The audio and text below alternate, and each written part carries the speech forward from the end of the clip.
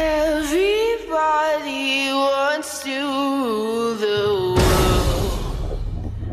There's a room where the light won't find you. Hold Left me sleeping in my bed. I was dreaming, but I should have been with you instead. Wake me up. I guess you didn't mean what you wrote in that song about me. 'Cause you said forever, now I drive alone past your street. Red lights, stop signs, I still see your face in the white cars, front yards, can't drive past the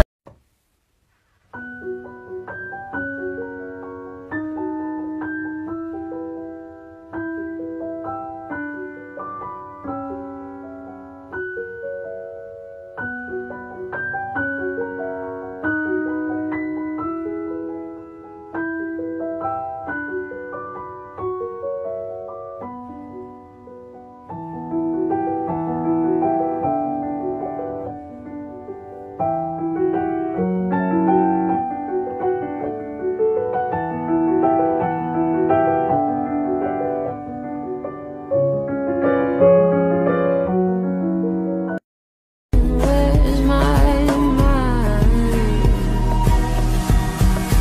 Maybe it's in the gutter where I left my lover. What an expensive fate. My V is for vendetta. I thought that I'd feel better.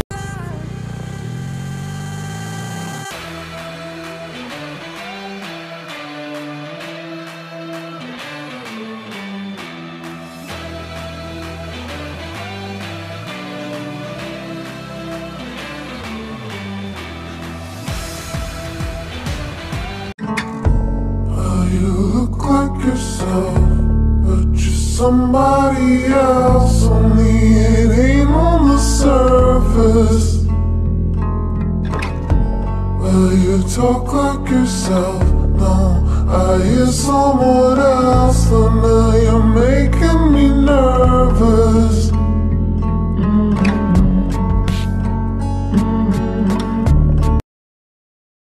My mom suggested I go outside, but she doesn't realize that it's midnight when I get out of the bath. I'm famished after a long day of training, so I head over to the kitchen and take a bite of a freshly baked cookie. I'm about to go upstairs when a deep voice asks behind me, "Midnight craving?" And I turn around and I see my hot enemy sitting in the shadows, his shirt unbuttoned, and he's taking a sip from his glass.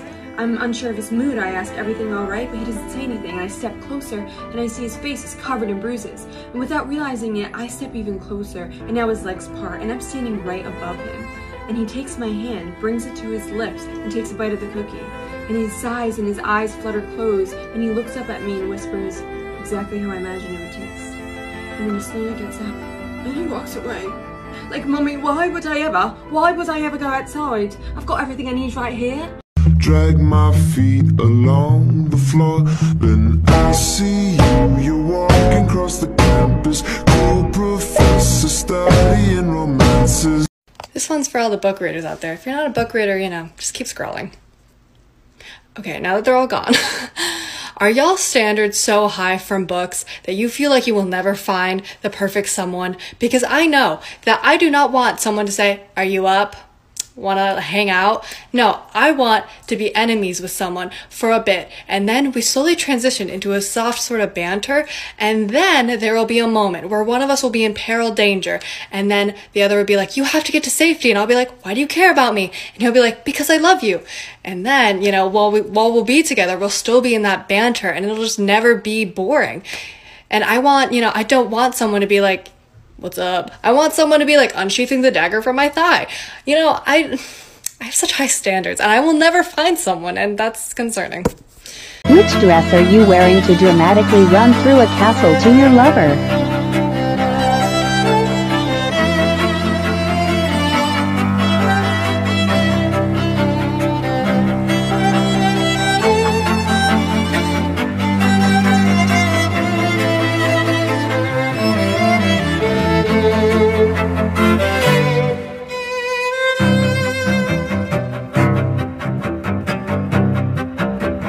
down if you've ever been forced to marry your hot enemy to keep an alliance between the two most powerful covens in the world. So naturally you decide to poison him. And one night after dinner you give him a glass of wine, and you go to turn around when his hand grips your thigh, forcing you to look at him. And he says, "Come, sit," and beckons to his lap. So you sit, knowing he'll figure out what you've done if you try to flee.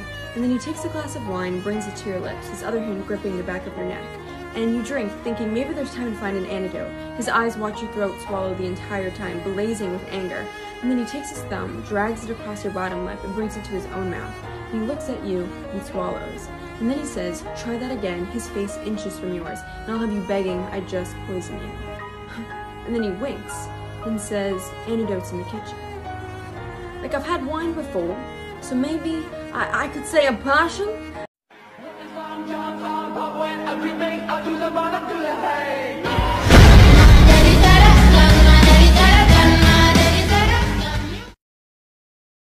I'm getting tired and I need somewhere to begin. And if you have a minute, why don't we go talk about it? Are you attracted to men, or are you attracted to the idea of men as they were written by women? Think about it. When I fit that bitch, I'ma make that booty jiggle and some kick back, bitch. She gon' run my dragon balls that I make one wish. When is that? She don't wanna take the young dagger dick. Ay. She hold the my leg, she wanna take 7 dick. I got in one little fight and my mom got scared and said, "You're moving with your auntie and uncle in Bel Air." Now this is a story all about how my life got flipped, turned upside down, and I'd like to take a minute and just sit right there. I'll tell you how I became the prince of a town called Bel Air. I found out recently that our brains cannot tell the difference between fictional characters and real people. Meaning that when we lose somebody in a book, whether because they die or because you finish the book, your brain doesn't understand that that's not real and that you didn't know those people and you didn't fall in love with them or whatever. And so our natural response when finishing a book or going through fictional heartbreak is to mourn. It doesn't help anything. It doesn't help anything. I just know it now.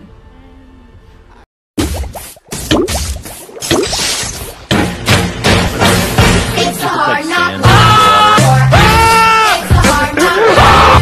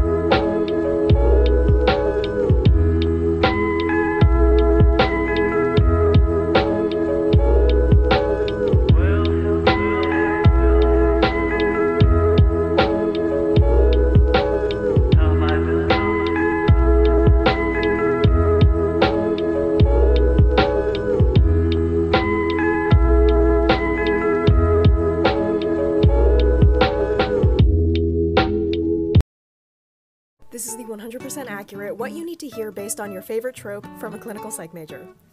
If your favorite is enemies to lovers, then have you gone to therapy to try and work out your unresolved anger issues? You should. If your favorite is soulmates, then have you gone to therapy to try and work out why you believe that no one will ever love you? You should. If your favorite is hurt comfort, have you tried going to therapy? Seriously, have you tried going to therapy? Have you tried going to therapy?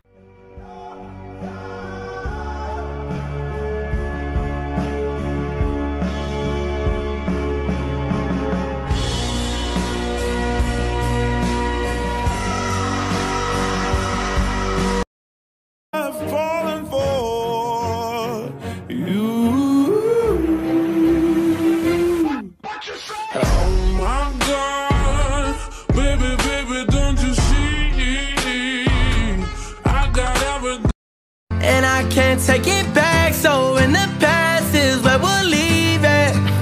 So there you go. Oh, can't make a wife out of a hoe. Oh, I'll never. If I could write you a song to make you fall in love, I would already have you up under my arm. I used up all of my tricks. I hope that you like this, but you probably won't. Your flaws just died. Plant new seeds in the melody. Let me inside. I wanna get to know you. I don't wanna make you feel bad, but I've been trying hard not to act a fool. My sunflower. Sunflower.